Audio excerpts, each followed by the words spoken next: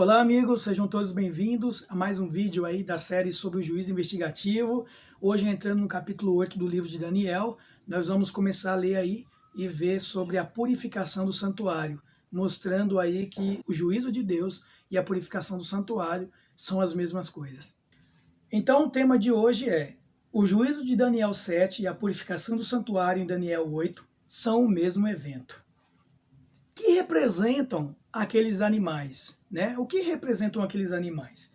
Então, no capítulo 2, nós vimos na estátua o peito e o braço de prata, representando os medo-persas, e ali no capítulo 7 do livro de Daniel, nós vimos o urso, né? Que simboliza também esse mesmo reino, e no capítulo 8 do livro de Daniel, a própria Bíblia, ela nos fala que o carneiro, aí no versículo 20, são os reis da Média e da Pérsia.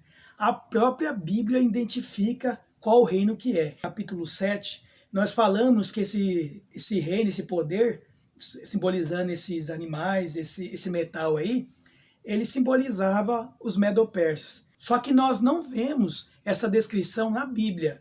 Nós fazemos comparações por ser visões paralelas. Só que no capítulo 8, a própria Bíblia identifica ali o carneiro sendo os reis da Média e da Pérsia.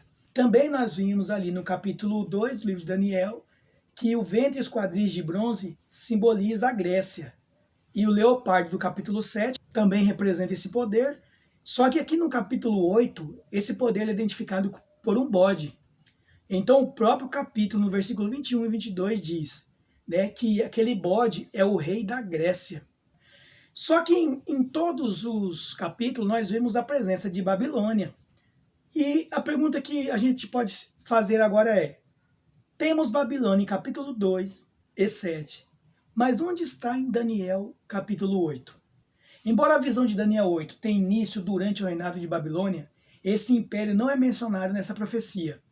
Uma explicação comum é que Babilônia estava chegando ao fim de seu reinado quando Daniel recebeu a visão do capítulo 8. Como sairia de cena em breve, não havia razão para delineá-la. Então, o capítulo 8 ele não mostra o reino da Babilônia.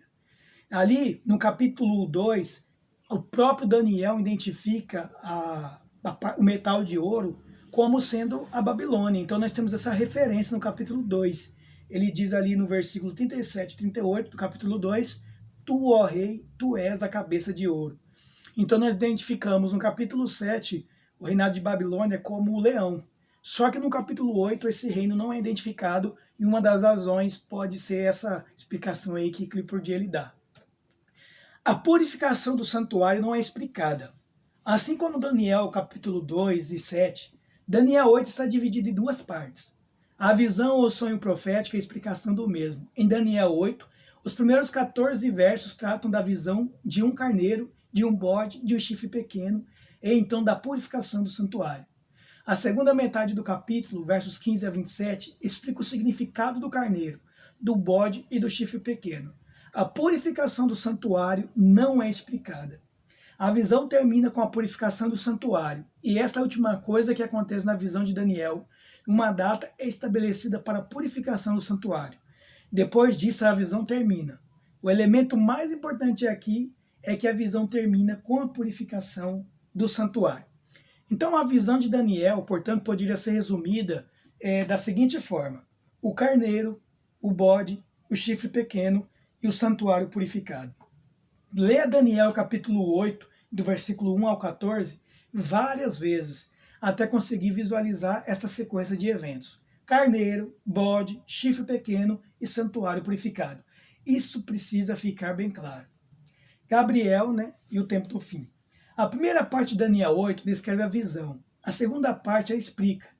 Em Daniel, capítulo 8, versículo 15 a 18, o anjo Gabriel, depois de receber a ordem de fazer entender a este a visão, veio a Daniel e lhe disse: Entende, filho do homem, pois esta visão se refere ao tempo do fim. Note que Gabriel disse que a visão seria para o tempo do fim, um detalhe tão importante que ele o repetiu no verso 19. E disse: Eis que te farei saber o que há de acontecer no último tempo da ira, porque esta visão se refere ao tempo determinado do fim. O que dizer do chifre pequeno que veio a seguir? Evidentemente, o chifre pequeno representa o terrível poder que surgiu após a dissolução da Grécia.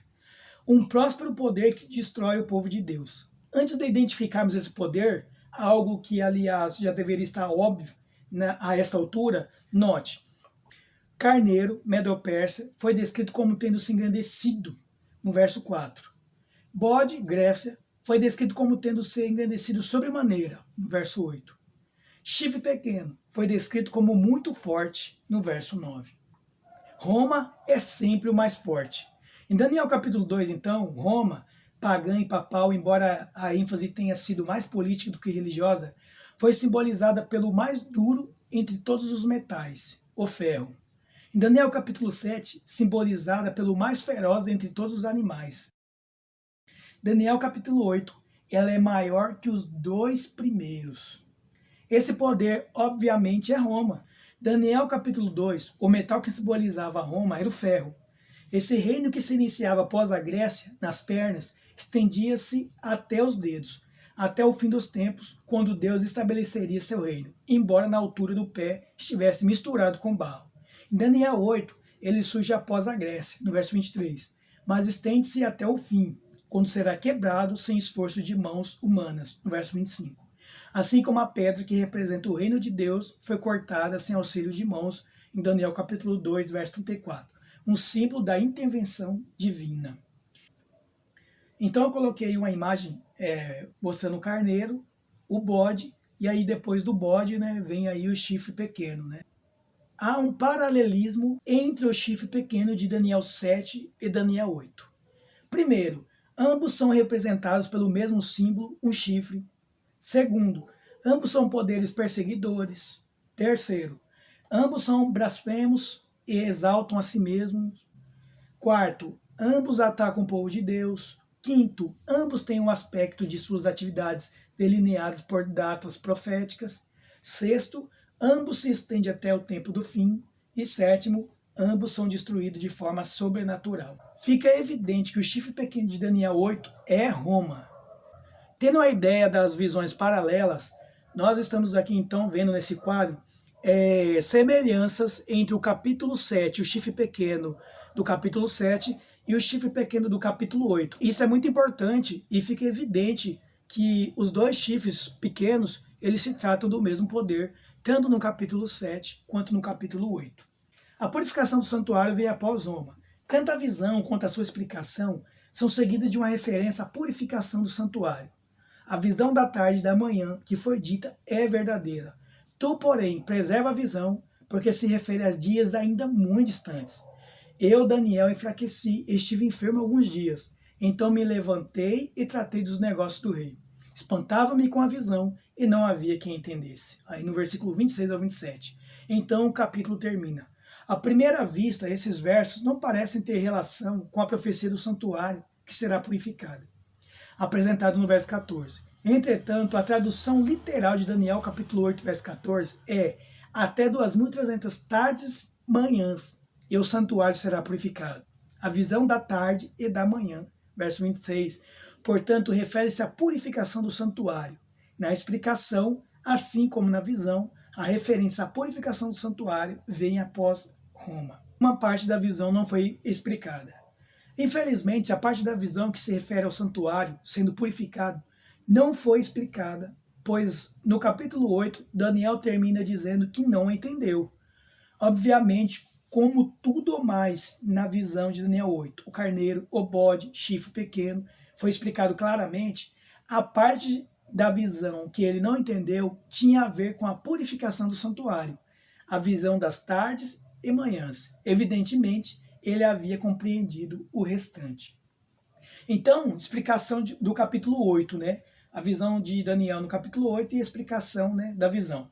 Então, o carneiro simboliza Medo-Pérsia, o bode, a Grécia, o chifre pequeno, Roma pagã e Roma papal, nas suas duas fases, até 2.300 tardes e manhãs. Então, o santuário será purificado.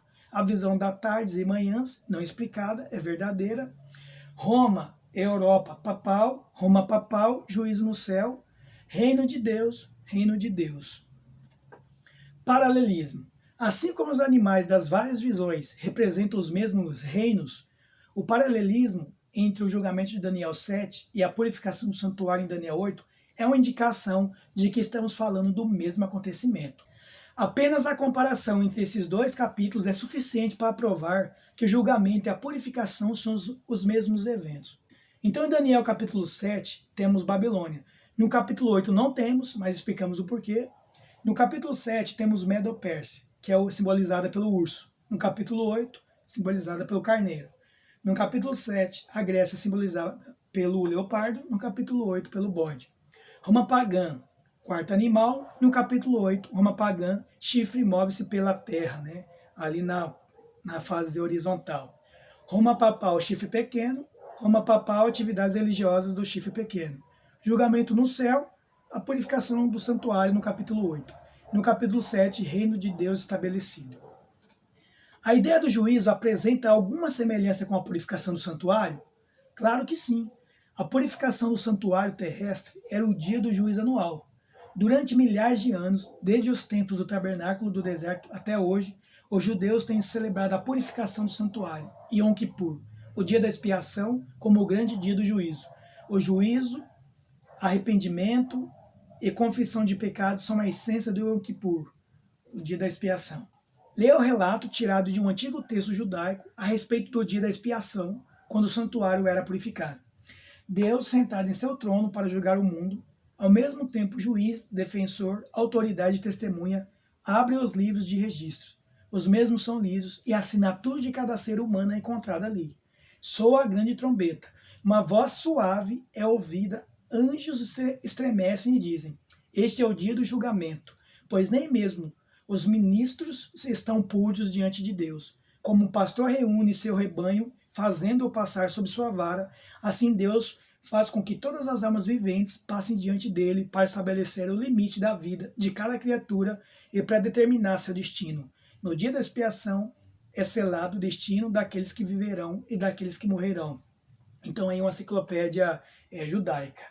As semelhanças. Embora a interpretação adventista do juízo investigativo não aconteça exatamente de acordo com esse relato, há semelhanças.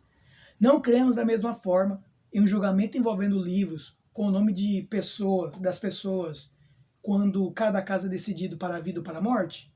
Além disso, veja como esse relato contém alguns dos mesmos símbolos da cena do juízo encontrada em Daniel 7, ou seja, os juízos investigativos.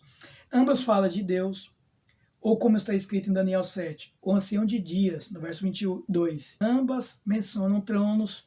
Esse relato fala sobre o livro dos registros. Daniel 7 menciona que os livros foram abertos. Ambos se referem a um julgamento. Ambos os tribunais têm o envolvimento de anjos. Daniel 7 se refere a um dia de ajuste de contas, assim como faz este relato. No pensamento judaico, o dia da expiação é a última chance que uma pessoa tem de se arrepender do pecado. Olha o que esse rabino escreveu sobre o dia do Yom Kippur. Olha o que ele escreveu. Como oportunidade final de nos apresentarmos diante de Deus e implorar um julgamento misericordioso. No dia da expiação, os judeus se cumprimentavam com uma frase em hebraico que poderia ser traduzida como: que possas estar selado no livro da vida para sempre. Tenho em meu escritório, Clifford, um livro de orações do dia da expiação, o qual está repleto de orações usadas pelos devotos judeus durante os dias sagrados do Yom Kippur. Quais são algumas das orações que eles fazem durante este período? Justifica-nos no juízo, ó silencia o acusador, Satanás, e faz com que o advogado tome seu lugar. Em consequência de seu pedido, declare: tenho perdoado, ó apaga as transgressões do povo que foi salvo, Israel. Ele, ancião de dias, senta-se como um juiz, que no livro da vida possamos ser lembrados e selados por ti, com bênçãos, paz e sustento. Selado, livro da vida, oportunidade final de se arrepender, quem viverá e quem morrerá, dia do juízo, livro de registro, justifica-nos durante o juízo, silencia o acusador, apaga as transgressões. Este conceito do dia da expiação se encaixa perfeitamente no que os adventistas têm ensinado sobre o juízo investigativo. Não admira, portanto, que o juízo de Daniel e a purificação do santuário de Daniel 8 correspondem um ao outro. Na verdade, são a mesma coisa. Duração dos reinos. Então nós temos no capítulo 7, Babilônia, Medo-Persa. Grécia, Roma, juízo no céu e o final desses reinados, né? Verificamos que a visão de Daniel 8 era relativa ao tempo do fim, e a purificação do santuário ocorreu ao final da visão. Sendo assim, o único santuário ao qual poderia estar se referindo era o santuário celestial, tão vividamente escrito no livro de Hebreus. Porque não existia qualquer outro santuário então, o último havia sido destruído mais de 1700 anos antes, no final da fase de Roma, em 1798. Assim, a purificação deveria acontecer depois dessa data. É interessante notar que, séculos antes do Adventismo, os judeus acreditavam em um santuário no céu. O Talmud, o Midrash e outras antigas fontes judaicas falavam a respeito do santuário celestial e do templo no céu. Acreditavam até que Miguel fosse o sumo sacerdote, ministrando naquele santuário celestial, intercedendo pelo povo de Deus contra as acusações do diabo. Então olha só o que essa enciclopédia diz aí. Os rabinos falam de Miguel, né, como o capitão das hostes celestiais, como sumo sacerdote que oferece sacrifício no templo superior. O antigo texto judaico diz: Miguel e Samael, né, Satanás, estão diante da divina presença. Satanás acusa, enquanto Miguel aponta para as virtudes de Israel. Então, o juízo de Daniel 7 e a purificação do santuário em Daniel 8 são o mesmo evento que ocorre após 1798. Vamos recapitular então aí. Primeiro, o julgamento do povo de Deus ocorre após a cruz, mas antes da segunda vinda. Segundo, o julgamento do povo de Deus, descrito em Daniel 7, ocorre após 1798. Terceiro, o julgamento do povo de Deus em Daniel 7 corresponde à purificação do santuário em Daniel 8. Então, ambos capítulos se referem ao mesmo evento. A purificação do santuário, portanto, deve ocorrer após 1798.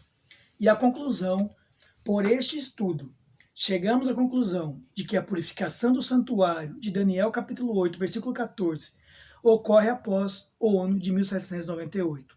Entretanto, Daniel capítulo 7 e 8 não nos dão uma data exata. Daniel capítulo 9 se encarrega disso. Então que você possa rever esse vídeo várias vezes, até você entender realmente ali os paralelos, o que ele tem a nos mostrar e sobre a questão da purificação do santuário, que ordem que ela vem, após quem, qual poder ela vem. Então que esse vídeo possa ser uma bênção aí, te ajudar nos estudos. Eu sei que o juízo investigativo é algo muito complexo, só esses vídeos aqui não basta para a gente definir tudo, estudar tudo, mas eu acredito que está dando um norte aí para vocês, para que vocês consigam pelo menos se basear aí na Bíblia, a ter um norte para poder explicar às outras pessoas e ter a resposta para você mesmo. Compartilhe esse vídeo com outras pessoas, aquela pessoa que você sabe que gosta de estudar profecias, ou aquelas pessoas que nunca ouviram falar do tema sobre o juízo investigativo, para que elas possam aí estar entendendo o que está acontecendo agora no céu. Que Deus te abençoe, se inscreva no canal, compartilhe esse vídeo e espero vocês no próximo vídeo. Um abraço a todos.